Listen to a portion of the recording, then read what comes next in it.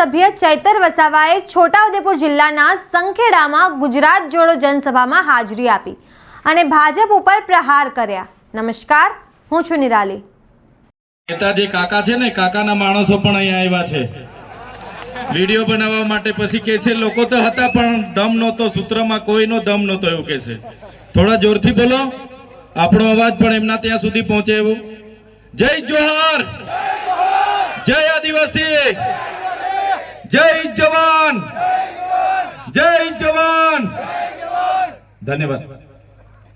આજના ગુજરાત જોડો જનસભામાં મારી સાથે ઉપસ્થિત આમ આદમી પાર્ટીના યુવા નેતા અને વિદ્યાર્થીઓના હર હંમેશ સાથી એવા યુવરાજસિંહ જાડેજા, સાથે મારા સાથી મિત્ર અને નર્મદા જિલ્લાના આમ આદમી પાર્ટીના પ્રમુખ એવા નિરંજનભાઈ વસાવા, સાથે છોટાઉદેપુર જિલ્લાના આમ આદમી પાર્ટીના પ્રમુખ એવા રાધિકાબેન રાઠવા, સાથે નસવાડીના સંખેડા વિધાનસભાના પ્રભારી એવા રંજનભાઈ, સાથે નાનુભાઈ નસવાડી તાલુકાના પ્રમુખ એવા ઈશ્વરભાઈ, સાથે યુવા આગેવાન એવા રસિકભાઈ અને મંચસ્થ ઉપસ્થિત તમામ આગેવાનો, વડીલો અને સાથે મારી સામે ઉપસ્થિત થયેલા મારા પિતા તુલ્ય મારા વડીલો, મારા માતા તુલ્ય મારી માતાઓ, યુવાનો અને ભૂલકાઓ બધા માટે એકવાર જોરદાર તાળીઓ પાડી લઈએ આપણે।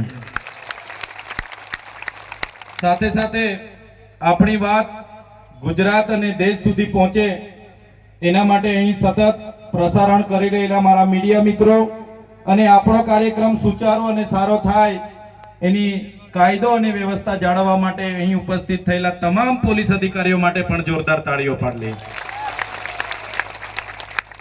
સાથીઓ, હમણાં આગળના કોઈ વક્તાએ કીધું કે મનરેગા યોજનાનું નામ બદલી નાખવામાં આવ્યું છે, ત્યારે હું વધારે નહીં કહીશ, પણ જે પ્રકારે મનરેગા કૌભાંડો થયા, મનરેગામાં ભ્રષ્ટાચારો થયા, શરૂઆત આપણા છોટાઉદેપુર, નર્મદા અને ભરૂચથી આપણે એ મુદ્દાને ઉઠાવ્યો અને મનરેગાના કૌભાંડો જ્યારે એમના નેતાઓ, એમના પુત્ર, મોટા મોટા નેતાઓ, એ ભાજપના મંત્રી તંત્રીઓ અને કોંગ્રેસના પ્રદેશ ઉપાધ્યક્ષ એવા નેતાઓ જેલોમાં જવું પડ્યું, ત્યારે આજે દેશમાં મનરેગા યોજનામાં જે મહાત્મા ગાંધીના નામે યોજના હતી એને બદલીને એમના કૌભાંડો છુપાવવાનું કામ કર્યું છે। ત્યારે આ સરકારને કહેવા માંગીએ છીએ, મનરેગાનું નામ બદલવાથી અમે તમારા કૌભાંડો ભૂલી નથી જવાના, આવનારા દિવસોમાં તમને એનો જવાબ મળી જવાનો છે। એમણે નામ બદલ્યું, જી રામજી રાખ્યું। આપણા વડીલો બધા કહે છે રામજી તો સૌના હૈયામાં વસે છે, પણ કૌભાંડોમાં એમના નામનો ઉપયોગ જ્યારે આ ભારતીય જનતા પાર્ટી કરે છે, આવનારા દિવસોમાં એ ભારતીય જનતા પાર્ટીને સત્તામાંથી આપણે બધાએ જાકારો આપવાનો છે। સાથીઓ, હમણાં અમારા ડેડિયાપાડામાં દેશના વડાપ્રધાન શ્રી નરેન્દ્રભાઈ મોદીજી આવ્યા। દેશના વડાપ્રધાન શ્રી જ્યારે આપણા વિસ્તારમાં આવતા હોય એમને આવકારીએ છીએ।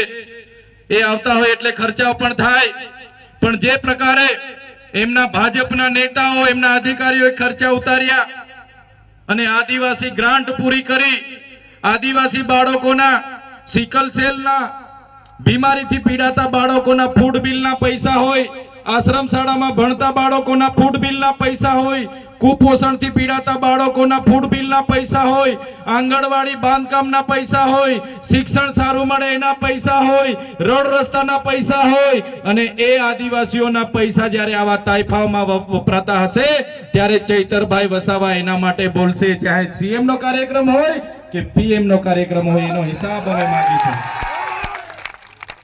એનો હિસાબ આપવો પડશે। કેમ કે એ પૈસા કોઈ ભારતીય જનતા પાર્ટીના કમલમમાંથી નથી આવતા, એ પૈસા કોઈના નેતાના પોતાના ઘરેથી નથી આવતા, એ પૈસા અમારી જનતાના ટેક્સમાંથી આવે છે। એક એક રૂપિયાનો અમે હિસાબ લઈશું। સાથીઓ, તમે વિચાર કરો, એવો તો કેવો પ્રોગ્રામ હશે, 7 કરોડ ને 83 લાખ રૂપિયાની બસો કરવી પડી। એવો તો કેવો કાર્યક્રમ હશે, 2 કરોડ ને 40 લાખ રૂપિયાના મોબાઈલ ટોયલેટ મંગાવવા પડ્યા। એવો તો કેવો પ્રોગ્રામ હશે કે 8 કરોડ ને ત્યાં 38 લાખ નું સ્ટેજ બનાવવું પડ્યું। એવો તો કેવો કાર્યક્રમ હશે કે 7 કરોડ ને 83 લાખનો એ લોકોએ મંડપ બનાવવો પડ્યો. એવો તો કેવો કાર્યક્રમ હશે કે 2 કરોડ રૂપિયાનો એમને ડોમ બનાવવો પડ્યો. એવો તો કેવો કાર્યક્રમ હશે કે 2 કરોડ ને 51 લાખ રૂપિયાનું પાર્કિંગ કરવું પડ્યું. એવો તો કેવો કાર્યક્રમ હશે કે 2 કરોડના સમોસા માટે ખર્ચા કરવા પડ્યા. એવો તો કેવો કાર્યક્રમ હશે 2 કરોડની ચા પીવડાવી દેવામાં આવી. એવો તો કેવો કાર્યક્રમ હશે કે 50 લાખનું પાણી પીવડાવી દેવામાં આવ્યું. આ તમામ પૈસા એ આદિવાસીઓના વિકાસ માટેની ગ્રાન્ટ હતી, એમાંથી વાપરવામાં આવ્યા. ત્યારે આ ભારતીય જનતા પાર્ટી એમના અધિકારીઓને અમે કહેવા માંગીએ છીએ, અમારા લોકોના વિકાસ માટેના પૈસા હતા, તમારે 1-1 રૂપિયાનો હિસાબ આપવો પડશે. હિસાબ અમે લઈશું. ત્યારે તમે જોયું હશે ગૌરવ દિવસ તો અમે પણ નેત્રંગમાં ઉજવ્યો તો કે નથી ઉજવ્યો? એમણે કીધું કે દેશમાં મોદી લહેર ચાલે છે, મોદીના નામથી લાખો પબ્લિક ઉમટી પડે છે. જ્યારે નરેન્દ્રભાઈ મોદી મારા ડેડિયાપાડામાં આવ્યા ત્યારે જે પ્રતિમાને ફૂલહાર કર્યું એ પ્રતિમા પણ અમારી આગેવાનીમાં અમે બેસાડી છે, ભાજપના નેતાઓએ નથી બેસાડી. દેશના વડાપ્રધાનને અમારી પ્રતિમાએ ફૂલહાર કરવા આવવું પડે એ મજબૂરી તમે જેવા લોકોએ પેદા કરી છે. ત્યારે અમે નેત્રંગમાં પણ અમે લોકોને આહવાન કર્યું, પ્રેમથી કીધું કે ભાઈ પોતાના ખર્ચે નેત્રંગમાં પહોંચી જવાનું છે. નરેન્દ્રભાઈ મોદીની સભામાં 12 થી 15,000 લોકો હતા, એ પણ કર્મચારીઓ પોલીસ સાથે, અને નેત્રંગ ખાતે લાખો આદિવાસીઓ ભેગા થઈ ગયા આપણા એક અવાજથી. ત્યારે આજે ભાજપના નેતાઓને ચિંતા છે. આજે અમે દાહોદમાં જઈએ, છોટાઉદેપુરમાં આવીએ કે આજે અમે પંચમહાલમાં જઈએ, ત્યારે એના નેતાઓ અમારા ગયા પછી અમને ગાળો ભાંડે છે ને. ચૈતર વસાવા અહીંયા આવ્યા કેમ? ચૈતર વસાવા શું કરી આપવાના છે? આવું બધું બોલે છે કેમ કે ભાજપના નેતાઓને ખબર પડી ગઈ છે કે હવે ચૈતર વસાવા સાથે આ વિસ્તારના લોકો જાગી ગયા છે, અને આવું ચાલશે. આવનારા દિવસોમાં એ લોકોના ગરબા ઘરે જતા રહેવાના છે. ગભરાઈ ગયા છે. ત્યારે લોકોને કહેવા માંગુ છું, અમારે એટલા માટે આ વિસ્તારમાં આવવું પડે છે. 30 વર્ષથી ભારતીય જનતા પાર્ટીને અહીંની લોકોએ મત આપીને તમને સરકારમાં મોકલ્યા છે. આજે નર્મદા વિસ્થાપિતોના 19 ગામોના લોકોને તમે ત્યાં જઈને વાયદો આપ્યો તો. જ્યારે નર્મદા વિસ્થાપિતના લોકો કેવડિયામાં ધરણા પર હતા, અહીંના ધારાસભ્ય, અહીંના સાંસદ અને અમારા સાંસદ બધા ત્યાં પહોંચીને અમારા નર્મદાના લોકોને એમણે વચન આપ્યું હતું કે તમને અમે સિંચાઈનું પાણી મફત આપીશું, તમને વીજળી મફત આપીશું, અને ઘરમાં 1 લોકો આપીશું. ત્યારે નર્મદાના વિસ્થાપિતોને આજે ગાંધીનગર 50 ધક્કા ખાવા પડે છે, પણ આજ દિન સુધી એક પણ લાભ નથી મળ્યો. એનો જવાબ એમણે આપવો જોઈએ. એમનો જવાબ કેમ નથી આપતા? આજે તુરખેડામાં જે મારા બેન હતા, એ બેન જ્યારે એને પ્રસૂતિની પીડા ઉપડી, એને ડિલિવરી માટે લઈ જવાનું હતું, એ ગામમાં રસ્તો નહીં હોવાના કારણે સાથીઓ ત્યાં 108 નહીં પહોંચી. એ બેનને ઝોલીમાં લઈને ગામના આગેવાનો નીકળ્યા. 3 કિલોમીટર ચાલતા બેનનું રસ્તામાં પીડાથી તડપીને એનું મૃત્યુ થયું. એક નાના બાળકને જન્મ આપીને માતા ગુજરી ગયા. ત્યારે અમે ઘરે ગયા, એ બેનને મળ્યા, એના પરિવારને મળ્યા, અને એ બેનના પરિવારનું નાનું બાળક અમે જોયું. જ્યારે એની દુઃખ અમે મહેસૂસ કરીએ છીએ, ત્યારે આ વિસ્તારમાં આવીને એ વિસ્તારના લોકોનો રોડ બને એના માટે અમે આવીને તમને રજૂઆત કરીએ છીએ. અહીંના નેતાઓ કહે છે કે ચૈતર વસાવા તુરખેડા કેમ આવ્યા? તો આ તુરખેડાના લોકોને આજ દિન સુધી તમે તમારા મત બેંક તરીકે ઉપયોગ કર્યો છે. એ બહેનોને ક્યારે તમે પોતાની બહેનો માની નથી. આ વિસ્તારના લોકોને ક્યારે તમે પોતાના લોકો માન્યા નથી. એટલા માટે જ આજે પણ તમે રસ્તા બનાવ્યા નથી. અને એ લોકોનું દુઃખ જ્યારે અમે મહેસૂસ કરીએ છીએ, ત્યારે અમે દોડતા આવીએ છીએ એમના દુઃખમાં સહભાગી થવા માટે. તમે કેમ ત્યાં નથી જતા?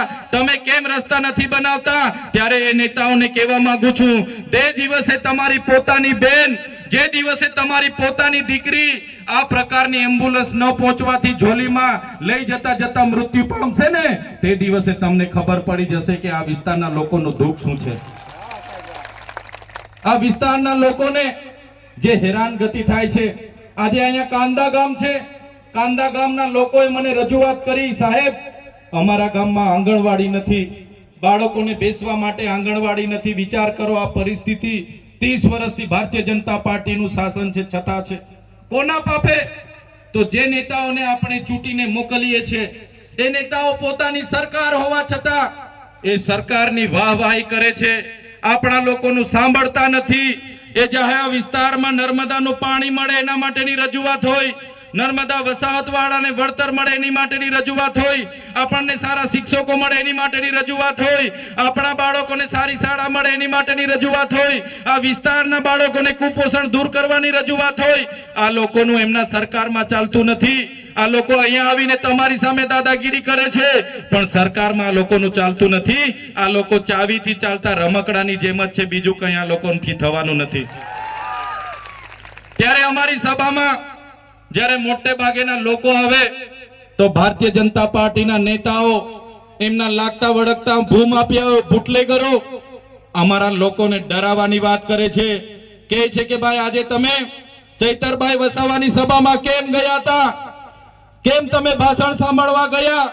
હવે તમને ઝૂંપડું નહીં મળશે, હવે તમે મનરેગામાં રોજગારી નહીં મળશે, અમે તમને જોઈ લઈશું.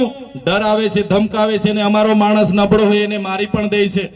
ત્યારે આ ભાજપના નેતાઓને કહેવા માંગુ છું, આ ચૈતર વસાવાની ટીમ છે, અરવિંદ કેજરીવાલની ટીમ છે, આ કોઈ કોંગ્રેસ વાળા નથી. અમારા લોકોને હવે પછી તમે હાથ લગાડશો, તમારા બધાના મોર બોલાવી દઈશું અમે. મોર બોલી જશે આવનારા દિવસોમાં, બધાને છોડવાના નથી. ત્યારે આ વિસ્તારના 28 ગામોમાં હવે હાઇડ્રો પ્રોજેક્ટ આમણે મંજૂર કરી દીધો.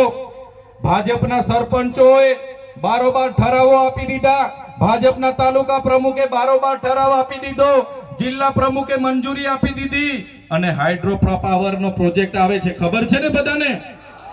28 ગામોના લોકોનું સર્વે થાય છે. કલેક્ટર અને એમના એસપી પોલીસનો ઉપયોગ કરીને બળજબરી પૂર્વક ત્યાં ગ્રામ સભાઓના ઠરાવો માંગે છે, જમીનોના સર્વે કરાવે છે, અને અદાણીને અંબાણીને આ વિસ્તારની જમીનો આપવાની વાત કરે છે.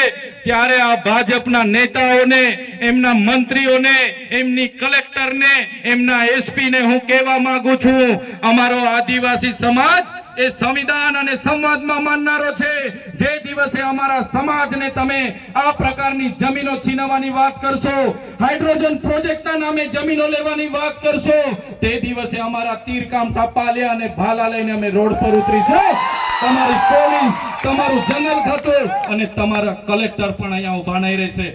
અમે અમારા ઘરમાં આ ભાલા, પાલિયા અને ધારિયા અને તીરકામઠા એ કોઈ શણગાર માટે નથી મૂક્યા. જે દિવસે અમને જરૂર પડશે એ દિવસે ભાલા, પાલિયા, તીરકામઠા લઈને અમે રસ્તામાં બી ઉતરીશું.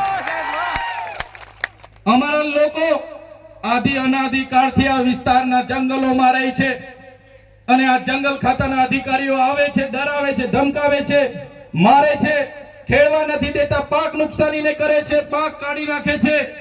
ત્યારે જંગલ ખાતાના અધિકારીઓને પણ કહેવા માંગુ છું, તમારું જંગલ ખાતાનો સંરક્ષણ ધારો અંગ્રેજો દરમિયાન 1862 બન્યો, તમારું જંગલ ખાતું 1927 બન્યું. અમારો આદિવાસી આદિ અનાદિ કાળથી હજારો વર્ષથી અહીંયા રહે છે. તમારી સરકાર પણ નહોતી, તમારું જંગલ ખાતું પણ નહોતું, તમારું પોલીસ ખાતું પણ નહોતું. એના પહેલા આદિવાસી અને જંગલ અહીંયા હતા, અને એ જંગલો અમારા આદિવાસીઓએ સાચવેલા છે. ત્યારે આજના મંચ પરથી જંગલ ખાતા વાળાને પણ કહેવા માંગુ છું, કાન ખોલીને સાંભળી લે. અમારા ખેડૂતોના બાકી પેન્ડિંગ દાવાઓ છે, તાત્કાલિક ધોરણે મંજૂર કરી દે. જેટલા પણ અમારા ખેડૂતો જંગલની જમીન ખેડે છે એમને હેરાન કરવાનું બંધ કરી દે. નહીં તો જે દિવસે અમે આ રસ્તા પર ઉતરીશું ને તે દિવસે તમારું જંગલ ખાતું પણ અહીંયા નજરે નથી પડવાનું. અમે આઝાદીમાં લડત આપી, અમે ગુરુ ગોવિંદજી અમારા માટે લડ્યા છે, આદિવાસી માટે રૂપસિંહ નાયક લડ્યા છે, ભૈજી બારિયા લડ્યા છે, બાબરિયા બારિયા લડ્યા છે, અમારા માટે રવજી નાયક લડ્યા છે, અમારા માટે બિરસા મુંડા લડ્યા છે, અમારા પૂર્વ ટાટિયામાં ખાજ્યા નાયક લડ્યા છે, અમારા માટે જલકારી બાઈ લડ્યા છે. જે પણ આઝાદીના લડતમાં અમારું યોગદાન હતું, આઝાદી પછી પણ અમારું યોગદાન એટલું બધું છે. અમે નર્મદા ડેમોમાં અમારી જમીનો આપી, અમે એની નહેરોમાં જમીનો આપી, આ વિસ્તારના રોડ રસ્તામાં જમીનો આપી, કોરિડોર અને નેશનલ હાઈવેમાં જમીનો આપી, અમે સ્ટેચ્યુ ઓફ યુનિટીમાં જમીનો આપી, અમે તમામ જગ્યાએ દેશના વિકાસ માટે જમીનો આપી. અને આજે અમારા લોકોને ફરી વિકાસના નામે વિનાશ તરફ લઈ જવાની વાત કરશો તો આ વિસ્તારમાં હવે સંવિધાન અને સંવાદની વાત નથી, આ વિસ્તારમાં હવે આરપારની લડાઈઓ કરવા માટે અમે તૈયાર છે. જે દિવસે જરૂર પડશે અમે અમારા ઓજારો સાથે ગાંધીનગર તરફ પણ કૂચ કરીશું, અને અમને જરૂર પડશે એ દિવસે ગાંધીનગરમાં નેપાળવાડી કરવા માટે પણ અમારી તૈયારી છે. અમે કોઈનાથી ડરતા નથી, અને અમારા તમારા જેવા ખાણ માફિયાઓ બુટલેગરો ના સહારે અમારું કમલમ અમારું ચાલતું નથી. ત્યારે આ વિસ્તારોમાં મનરેગા નામે કૌભાંડો થયા, નલ સે જલના નામે કૌભાંડો થયા, આપણા બાળકોને શિષ્યવૃત્તિ મળે એના માટે અમે અવાજ ઉઠાવ્યો, આ વિસ્તારમાં રોડ રસ્તા બને એના માટે અવાજ ઉઠાવ્યો, નર્મદાના લોકોને વળતર મળે એના માટે અવાજ ઉઠાવ્યો, કેવડિયામાં જ્યારે ઝૂંપડા તૂટતા હતા એના માટે અવાજ ઉઠાવ્યો. આ વિસ્તારના લોકોનો અવાજ અમે સડકથી લઈને સદન સુધી બોલીએ. એટલે આ ભારતીય જનતા પાર્ટીની સરકારને, એમના નેતાઓને ગમતું નથી. સાથીઓ, તમે બધાએ જોયું હશે, અમને પણ જેલોમાં મોકલવામાં આવ્યા. એક વાર નથી, ચૈતરભાઈ વસાવા પર 19 વાર ખોટી એફઆઈઆરો કરવામાં આવી છે. છતાં ચૈતરભાઈ વસાવા એટલા હિંમતથી લડે છે, એટલી તાકાતથી લડે છે, કેમ કે ચૈતરભાઈ વસાવા સાથે તમારા જેવા વડીલો અને યુવાનો અને માતા બહેનોના આશીર્વાદ છે. અને 2-3 ધારાસભ્ય એક મીટિંગ કરી હતી અને એમાં ભાષણ કરતા હતા. તમે પેલા ચૈતર વસાવા હાથે બહુ કૂદતા હતા ને, તમારો ચૈતર વસાવો ગયો, એ હમણાં છૂટવાનો નથી, એને હવે ભૂલી જાવ, એનું પૂરું થઈ ગયું. ત્યારે એ જ વિસ્તારમાં મેં આવ્યો છું છૂટીને. ત્યારે તમામ નેતાઓને કહેવા માંગુ છું, तुमको क्या लगता था नहीं लौटेंगे, तुमको क्या लगता था नहीं लौटेंगे, गलत. जब तक तोड़ेंगे नहीं तब तक छोड़ेंगे नहीं. हमको क्या अंडू बंडू गंडू झंडू समझ के रखा है क्या? ये चैतर वसावा है, चैतर वसावा कभी झुकेगा नहीं. मारा वडीलोना आशीर्वाद છે, મારી માતાઓના આશીર્વાદ છે, જે મારા માટે 2-3 કલાક મારા ફૂલહાર લઈને રાહ જુએ છે, મારું સન્માન કરે છે, એમનું દુઃખ મને જણાવે છે. એ જ મારી તાકાત છે આ તાનાશાહી ભાજપ સામે લડવા માટે. સાથીઓ, હું એકલો છું, નાનો માણસ છું, મારી ટીમ નાની છે, અમે ખૂબ મહેનત કરીએ છીએ લોકોના કામ કરવા માટે. પણ આજે તમને હું આહ્વાન કરું છું, મારા વડીલો, મારા સાથીઓ, મારા યુવાનો, તમે પણ આ રાજનીતિમાં આવો, જાહેર જીવનમાં આવો. ક્યાં સુધી આ ભાજપની શરમ, ક્યાં સુધી આ કોંગ્રેસના સંબંધોથી તમે દૂર ભાગશો? આવનારા દિવસોમાં તમે જે પણ તાલુકા અને જિલ્લા પંચાયતોમાં ચૂંટણી આવે છે, તમારામાંથી એકને તાલુકામાં એકને જિલ્લામાં લગાડી દો અને તમે બધા મહેનત કરો અને આવનારા દિવસોમાં આમ આદમી પાર્ટીની તાલુકા અને જિલ્લા પંચાયત બનાવી દો, એવી તમને અપીલ અને વિનંતી કરવા આવ્યો છું. સાથીઓ, આમ આદમી પાર્ટી એ અમારા જેવા ક્રાંતિકારી લોકોની પાર્ટી છે. એનો ઉદ્ગમ એક ક્રાંતિકારી રીતે થયો છે. આમ આદમી પાર્ટી માત્ર આદિવાસીઓ માટેની પાર્ટી નથી. Aam Aadmi party SC, ST, OBC, minority અને તમામ વર્ગ માટે પણ લડે છે. આમ આદમી પાર્ટી, તમે બધા જાણો છો, એક કર્મચારી માટે પણ લડે છે. આમ આદમી પાર્ટી પોલીસ અધિકારીઓને ન્યાય મળે એના માટે પણ લડે છે. આમ આદમી પાર્ટી આઉટસોર્સિંગ કર્મચારીઓને ન્યાય મળે એના માટે પણ લડે છે. આમ આદમી પાર્ટી જૂની પેન્શન યોજના લાગુ થાય એના માટે પણ લડે છે. હર હંમેશ ગુજરાતમાં આમ આદમી પાર્ટી લડી છે અને આવનારા દિવસોમાં પણ લડવાની છે. તમારો બધાનો સહકાર આમ આદમી પાર્ટીને જોઈએ છે. આજે ભાજપના લોકો ડરેલા છે, એમને ખબર છે એમની ખુરશી જવાની છે. અમારા કાર્યકરોને ડરાવે છે, ધમકાવે છે, બીવડાવે છે. પણ આજે આ મંચ પરથી કહેવા માંગુ છું, આ દેશ એ બાબા સાહેબ આંબેડકરે આપેલા સંવિધાનથી ચાલે છે. એમાં સ્વતંત્રતા, સમાનતા, બંધુતાથી આ દેશ ચાલે છે. આ દેશ કોઈ નરેન્દ્રભાઈ મોદી કે અમિતભાઈ શાહના કહેવા પ્રમાણે નહીં ચાલશે. આ દેશ એ બંધારણથી ચાલવાનો છે ને બંધારણમાં આપણો પૂરો અધિકાર છે. એ બંધારણે આપણને સંવિધાનિક અધિકારો આપ્યા છે. આ વિસ્તાર અનુસૂચિ 5 માં આવે છે પૈસા એક્ટમાં આવે છે ત્યારે આજે જે ગામ સભાઓ મળે છે એ પણ બારોબાર એજન્ડા લાવીને કરવામાં આવે છે ત્યારે આપણે જાગવું પડશે, આપણા અધિકારો માટે લડવું પડશે। ત્યારે સાથીઓ, અહીંયા જેટલા પણ પોલીસ અધિકારીઓ છે એમના માટે એકવાર જોરદાર તાળીઓ પાડ લો। જેટલા પણ પોલીસ અધિકારીઓ અહીંયા છે અને ગુજરાતના જેટલા પણ ઈમાનદાર અને નિષ્ઠાવાન પોલીસ અધિકારીઓ છે એમને ચૈતર વસાવા સલામ કરે છે, એમની વર્દીને સલામ કરે છે। પણ એટલું જરૂર કહીશ, કેટલાક પોલીસ અધિકારીઓ અહીંના ધારાસભ્યને સાંસદના કેવા પ્રમાણે અમારા લોકોને હેરાન કરે છે। એવા પોલીસ અધિકારીઓ ક્યારેક ક્યારેક અમારા લોકોને રોડ પર ઉભા રાખીને ખોટી રીતે કનંગળ કરે છે, ડરાવે છે, ધમકાવે છે, રેડ પાડવામાં આવે છે।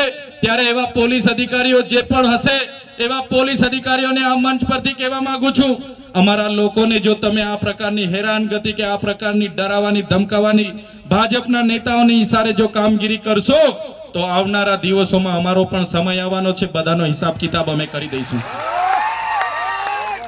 આવનારા દિવસોમાં અમારો પણ સમય આવવાનો છે। અમે પરિવર્તનની ધારા લઈને ઉપડેલા છે, મોતને મુઠ્ઠીમાં લઈને નીકળેલા છે। અમે સરકાર બનાવીને જંપવાના છે। ત્યારે જે દિવસે સરકારો બનશે ત્યારે એ દિવસે ભાજપના ઈશારે કામ કરતા તમામ લોકોના હિસાબ કિતાબ આમ આદમી પાર્ટી કરશે।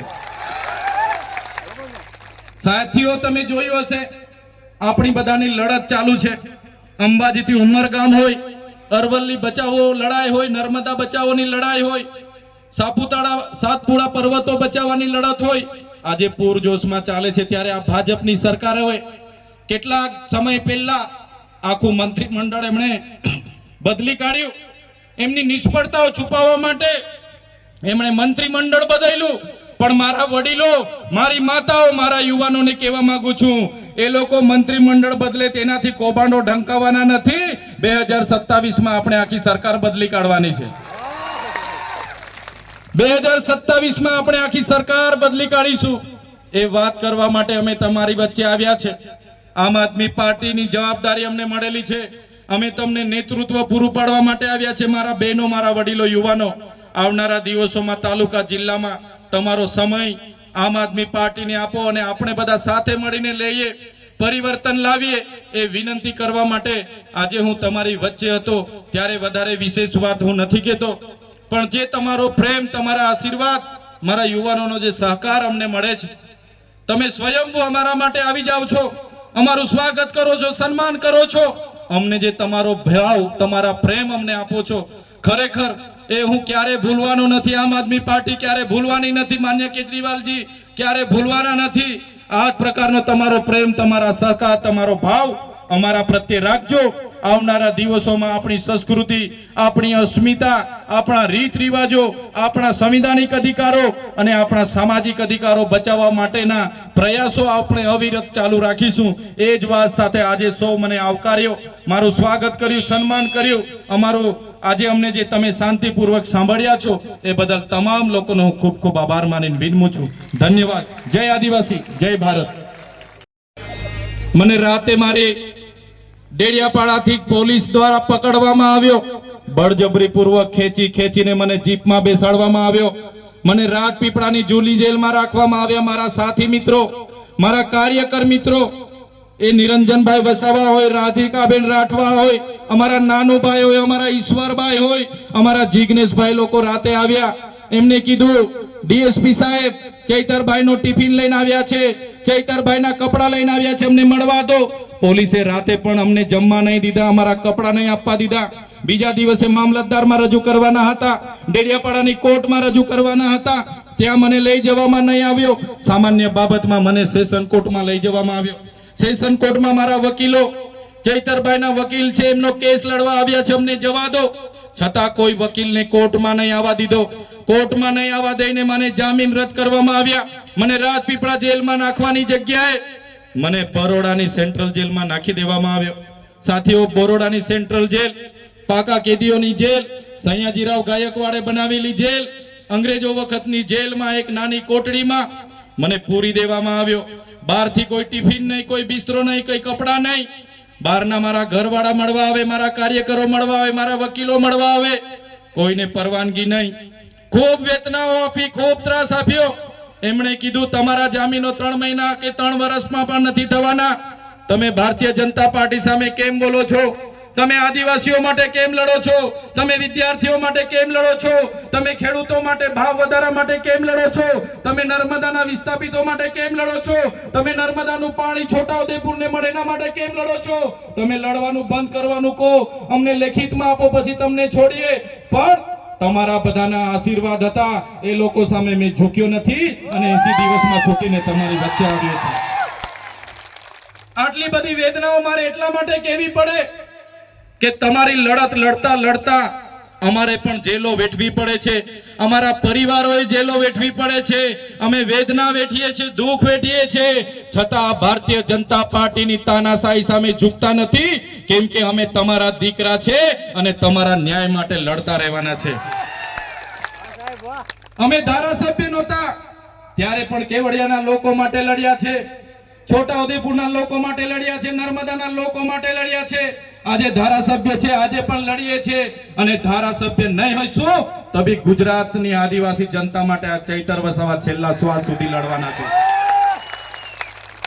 તમે જોઈ લો સાથીઓ, એક અઠવાડિયું નહીં, એક મહિનો નહીં, વાર પર વાર, તારીખ પર તારીખ, તારીખ પર તારીખ, તારીખ પર તારીખ, 80 દિવસથી વધારે મને જેલમાં એકલો કોટડીમાં રાખવામાં આવ્યો. મારા મોબાઈલો જપ્ત કરી લેવામાં આવ્યા, મારા લોકોને ડરાવવામાં આવ્યા, ધમકાવવામાં આવ્યા, અમને પણ ડરાવવામાં આવ્યો. પછી પણ મેં નહીં ડર્યો, મારા જામીન થયા. હું જેલની બહાર આવ્યો. જેલની બહાર આવ્યો, મારા આ બધા આગેવાનો મને લેવા માટે આવ્યા. જેવા દરવાજો ખોલીને હું બહાર પગ મૂક્યો, મારો થેલો આપ્યો, તરત મારા નિરંજનભાઈ વસાવા, યુવરાજભાઈ જાડેજા, રાધિકાબેન રાઠવા, એમની ટીમે મને કીધું, સાહેબ જામીન તો અમે જેમ તેમ કરાવ્યા છે, પણ એ લોકોએ તમને આદિવાસી વિસ્તારમાં પ્રવેશબંધીની માંગ કરી હતી, પણ એ પ્રવેશબંધી તો નથી કરાવી શક્યા એ લોકો, પણ તમારા મત વિસ્તારમાં પ્રવેશબંધી તમને ફરમાવેલી છે. મારા વડીલો, મારી માતા બહેનો, તમે મારી સામે બેઠા છો, તમે વિચાર કરો, જે ડેડિયાપાડા અને સાગબારાની જનતાએ મને 1 લાખથી પણ વધારે મત આપ્યા, આટલી નાની ઉંમરમાં મારી હેસિયત કરતા પણ વધારે મને જવાબદારી આપી, મને ધારાસભ્ય બનાવ્યો, અને એ જનતાના સુખ અને દુઃખમાં મારે નહીં જવાનું, એ જનતા માટે કામ કરવા મારે ડેડિયાપાડા નહીં જવાનું. ડેડિયાપાડામાં મારી ઓફિસ, ડેડિયાપાડાનું બોગજ મારું ગામ, ત્યાં મારું ઘર, મારો પરિવાર પણ મારે નહીં જવાનું. એ લોકો આજે હું રાજપીપળા રહીને મારા નર્મદાના લોકોના કામ કરું, છોટાઉદેપુર આવીને છોટાઉદેપુરની જનતાના કામ કરું, દાહોદમાં જઈને દાહોદની જનતાના કામ કરું. આજે પણ એમના પોલીસના ઉચ્ચ અધિકારીઓ, ભાજપના મોટા મોટા નેતાઓ મને આજે પણ કહે છે, તમે રાજપીપળા, દાહોદ અને ફરવાનું બંધ કરી દેજો, નહીં તો આવનારા દિવસોમાં અંબાજીથી ઉમરગામના વિસ્તારથી તમને હથપાર કરાવીશું. ત્યારે એ નેતાઓને કહેવા માંગુ છું, તમે ચૈતર વસાવાને ડેડિયાપાડામાં જવા નહીં દેશો, તમે ચૈતર વસાવાને નર્મદાથી દૂર કરી દેશો, તમે ચૈતર વસાવાને અંબાજીથી ઉમરગામથી દૂર કરી દેશો, પણ આ ચૈતર વસાવા અમારા લોકોના દિલોમાં રહી છે, ત્યાંથી ક્યારે દૂર નથી કરી શકવાના. અમારી જનતાના દિલોમાં અમે વસેલા છે, અમારી જનતા અમને પ્રેમ કરે છે, અમારી માતાઓ મારા માટે માનતા રાખે છે, મારા વડીલો, મારા સંતો, મારા આગેવાનો અમારા માટે વ્રત રાખે છે, ઉપવાસ રાખે છે અને મને આશીર્વાદ આપે છે. એ જ મારી હિંમત છે, એ જ મારી તાકાત છે. આ મંચ પરથી ભાજપના નેતાઓને કહેવા માંગુ છું, સાંભળી લો, જ્યાં સુધી મારી જનતા મારી સાથે છે, આ ચૈતર વસાવા છેલ્લા શ્વાસ સુધી અમારી જનતા માટે લડતા રહેવાના છે. ત્યારે સાથીઓ, આ ભાજપની નીતિઓ તમે જોઈ લો. આજે મારા લોકો વચ્ચે મને જવા દેવામાં નથી આવતા, ત્યારે છતાં અમે અમારી જનતા માટે લડીએ છીએ અને લડતા રહીશું. આપણા બાળકોના શિષ્યવૃત્તિ માટેની લડત હતી, અમે લડ્યા. 460 કરોડ રૂપિયા અમને ચૂકવવા પડ્યા. અમે તમામ મોરચે, ચાહે કેવડિયા હોય, એ દાહોદ હોય, ડાંગ હોય, તમામ જગ્યાએ અમે લડીએ છીએ. અમે જ્યારે જેલોમાં હતા, આ તમારા વિસ્તારના એક માજી સાંસદ છે બેન. તો આ મુદ્દે તમે શું વિચારો છો કમેન્ટમાં જણાવો. અત્યાર માટે બસ આટલું જ. ધન્યવાદ.